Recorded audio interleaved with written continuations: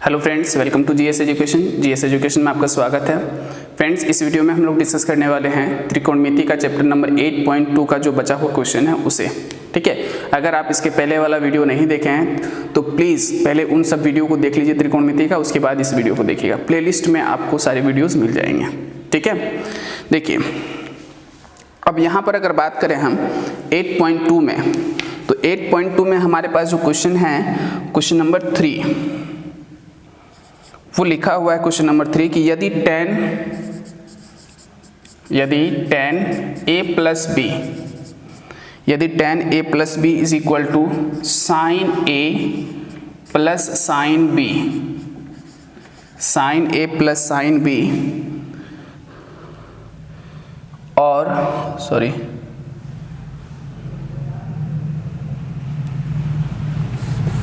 tan a plus b is equal to √3 और tan a minus b is equal to 1/√3। उसके बाद बोल रहा है ये जो a प्लस b का मान है, a प्लस b का मान ये 0 डिग्री से लेकर 90 डिग्री के बीच काम कर रहा है और a जो है वो b से बड़ा है। देखो फेस किधर की तरफ है, a की तरफ है, तो इसका मतलब a बड़ा है, b छोटा है। तो a और b का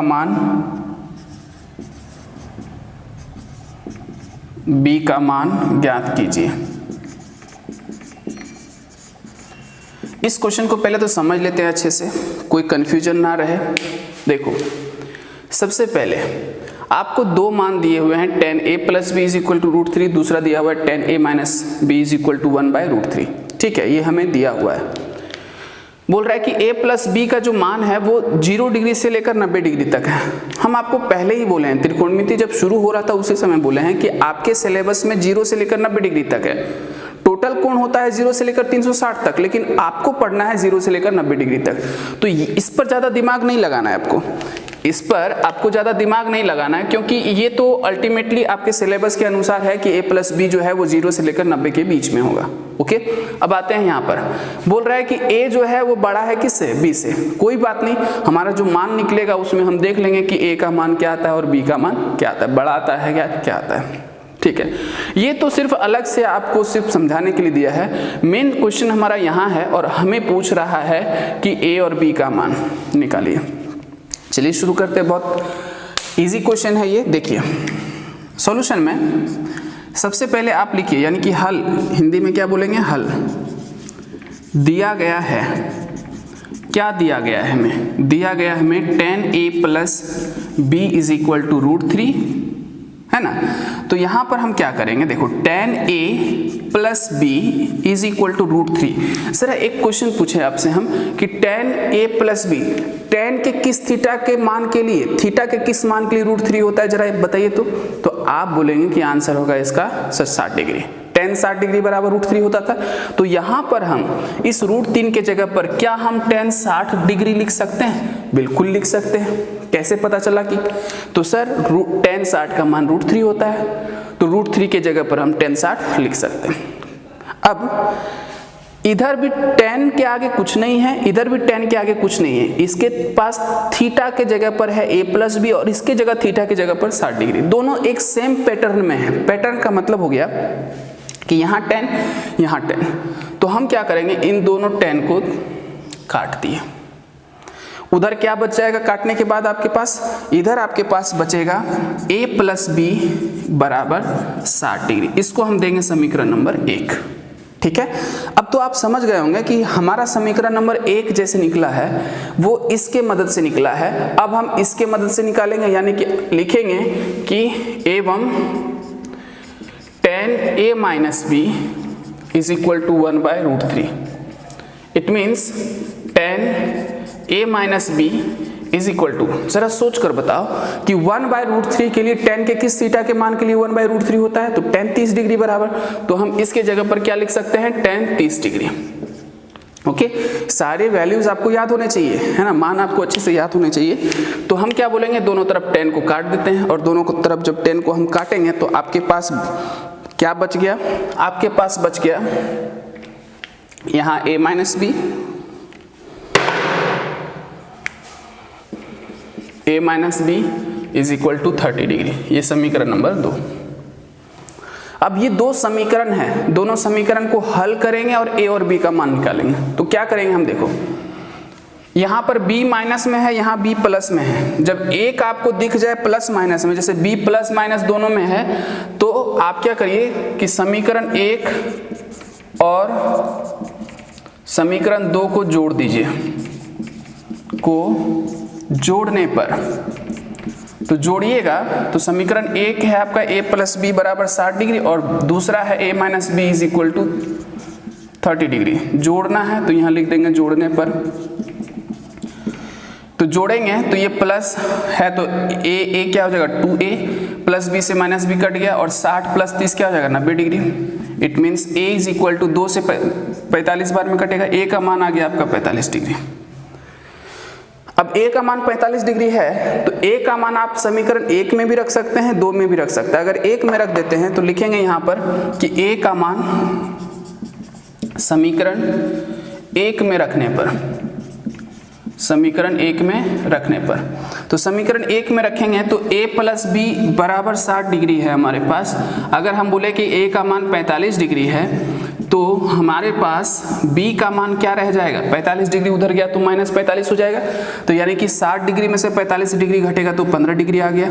तो ज़रा देखो आप, तो इस प्रकार a का मान आ गया आपका 45 डिग्री और b का मान आ गया आपका 15 डिग्री। ठीक है, ये हमारा आंसर है। अब जरा आप अपना प्रॉब्लम जो है उसको सॉल्व कर लीजिए। देखिए क्या है, आप यहाँ पर जिसे दिया हुआ था यहाँ a प्लस बी का मान 0 से लेकर 90 के बीच में है, तो बिल्कुल है सर। a प्लस बी का मान 0 से लेकर 90 के बीच, दोनों को जोड़ो 60 आएगा।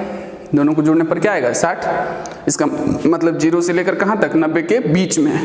ठीक है, उसके बाद बोला a जो है b से बड़ा है। देखो a बड़ा है कि नहीं, तो ये वाला जो टर्म होता है ना, ये सिर्फ आपको मतलब जानकारी देने के लिए होता है। इस पर क्वेश्चन इंपोज नहीं करिएगा, अभी आप करने का समय जब आएगा 11th-12th में तब करिएगा, अभी आपको इसके ऊपर दिमाग नहीं लगाना है। ठीक है, तो सिंपली हमने सॉल्व किया और a और b का मान निकाला। a का मान 45 डिग्री और b का मान 15 डिग्री। आते हैं क्वेश्चन नंबर 4 के पास। क्वेश्चन नंबर 4 जो है उसमें बोल रहा है कि बताइए कि निम्नलिखित में कौन कौन सत्य है या असत्य है, कारण सहित अपने उत्तर की पुष्टि कीजिए। आप हेडिंग लिख सकते हैं, हम बोल रहे हैं आप लिखो। निम्नलिखित बताइए कि निम्नलिखित में कौन कौन सत्य है या असत्य है, फुल स्टॉप, कारण सहित अपने उत्तर की पुष्टि कीजिए। ठीक है, ये हमारा स्टेटमेंट है। कुल मिलाकर कहें तो इसमें यही बताना है कि जो स्टेटमेंट दे रहा है वो सत्य आपको लगता है कि असत्य। अगर सत्य लगता है तो क्यों लगता है, और अगर असत्य लगता है तो असत्य क्यों लग रहा है। ठीक है, तो हेडिंग देने के बाद 4 का 1 नंबर, पहला सवाल क्या है आपके पास, पहला सवाल है आपके पास कि sine a plus b, sine a plus b is equal to sine a plus sine b. अब आपको बताना है ये सत्य है या असत्य है, सत्य है या असत्य। देखो हम क्या करेंगे, हम टेस्ट करना चाहते हैं कि सत्य लिखा हुआ है कि नहीं। सत्य तो तब होगा जब LHS बराबर RHS आ जाएगा, इसका मान जो है वही इसका मान हो जाए तभी तो बराबर होगा। बीच में बराबर का चिन्ह दिया हुआ, इसका मतलब है कि यदि LHS और RHS बराबर हो जाएगा तो ये सत्य है और नहीं होगा तो असत्य है। अब बराबर कैसे पता करें सर, तो आप अपने तरफ से जो मान आप रखना चाहें A की जगह और B की जगह रख दो। जैसे A और B का मतलब हो गया कि कोण का मान आप सीखे हैं, जैसे 0 degree, 30 degree, 45 degree, 60 degree, 90 degree, उसमें कोई भी मान आप उठाकर A और B की जगह रख दो और देखो आप LHS और RHS बराबर आता है कि नहीं। आ गया तो सत्य है, नहीं आया तो असत्य है। देखो चलो हम अपने तरफ से मान लेते हैं, हम टेस्ट कर रहे हैं, सिर्फ हमें सत्य और असत्य लिखना है। एग्जाम्पल हम ले लेते हैं कि यदि A is equal to, suppose that अगर हम ले लें तो A का मान आप ऐसा लीजिए कि 30 डिग्री और B का मान 60 डिग्री। तो इस प्रकार साइन ए प्लस बी, इसका मतलब हो गया साइन 30 डिग्री प्लस 60 डिग्री, तो ये हो जाएगा साइन 90 डिग्री, दो जोड़ेंगे दोनों को तो साइन 90 डिग्री का मान 1। ये तो आपका LHS हुआ। अब आते हैं RHS के पास। RHS हमारा दिया हुआ है कि sine A plus sine B, इसका मतलब हो गया साइन A का मान कितना 30 degree, 30 degree plus sine B का मान कितना रखना है साइन 60 डिग्री। अब साइन 30 डिग्री का मान जो रखेंगे हम, कितना जानते हैं आप, साइन 30 डिग्री का मान आप जानते हैं 1/2 होता है और साइन 60 का मान होता है √3/2, है ना। तो LCM 2 आ जाएगा, यहाँ पर 1 प्लस √3। क्या ये दोनों बराबर आया है? तो LHS और RHS क्या बराबर है? तो नहीं सर, बराबर नहीं है। कारण कि LHS का मान यहाँ 1 है और यहाँ RHS का मान है 1 प्लस √3/2, इसलिए हम कहेंगे LHS is not equal to RHS, और इसलिए ये स्टेटमेंट असत्य है। क्लियर हुआ बात? तो हमने मान रख के चेक कर लिया। एक बात और समझा दें हम आपको कि यहाँ पर देखो A प्लस B है, आपको हम बोले कुछ भी रख सकते हैं। कोई स्टूडेंट जो है वो क्या किया कि मान लो A के जगह पर रख दिया 30 डिग्री और B के जगह रख दिया 45 डिग्री, तो इसमें प्रॉब्लम हो जाएगा। प्रॉब्लम क्या हो जाएगा कि 45 डिग्री और 30 डिग्री जब जुड़ेगा तो 75 डिग्री बन जाएगा, और साइन 75 डिग्री का मान तो आप नहीं जानते हैं, ठीक है ना। तो थोड़ा ये सब आपको मैनेज करना पड़ेगा, यानी कि आप ऐसे सोच कर रखो कि दोनों को जोड़ने पर वही आए जिसका मान आप जानते हैं। इसलिए हमने यहाँ पर A का मान 30 डिग्री और B का मान 60 डिग्री रखा, क्योंकि अगर हम इन दोनों को जोड़ भी देते हैं तो 90 डिग्री आएगा और 90 डिग्री का मान हमें पता है। क्लियर हुआ बात? तो ये सोच कर आप रखेंगे। आते हैं, ये तो पहला असत्य हो गया। दूसरा पर आते हैं हम। दूसरा दिया हुआ है हमें कि थीटा में वृद्धि होने के साथ, थीटा में वृद्धि होने के साथ, थीटा में वृद्धि होने के साथ साइन थीटा के मान में भी वृद्धि होती है। साइन थीटा के मान में भी वृद्धि होती है।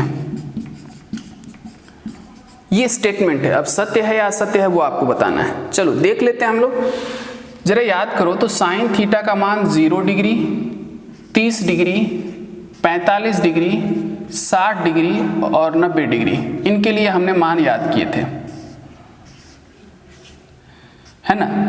अब जरा हम आपसे पूछें तो आप बताओ कि साइन 0 का मान क्या होता है 0, इसका 1/2, 1/√2, √3/2 और 1, ठीक है। जब 0 के पास थे तो हमारा मान 0 था, और जब हम 90 डिग्री के पास गए तो हमारा मान 1 हो गया। तो कोण को हम 0 से बढ़ा कर 90 किए, बढ़ा दिए, 0 से 90 ले गए, तो मान क्या लग रहा है, बढ़ा कि घटा?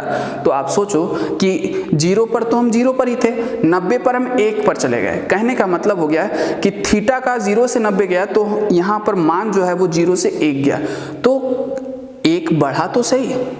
हम क्या कह सकते हैं कि घट गया? ऐसा तो नहीं कह सकते, बढ़ा है, क्योंकि 0 था 1 पर चला गया, ये भी बढ़ा वो भी बढ़ा।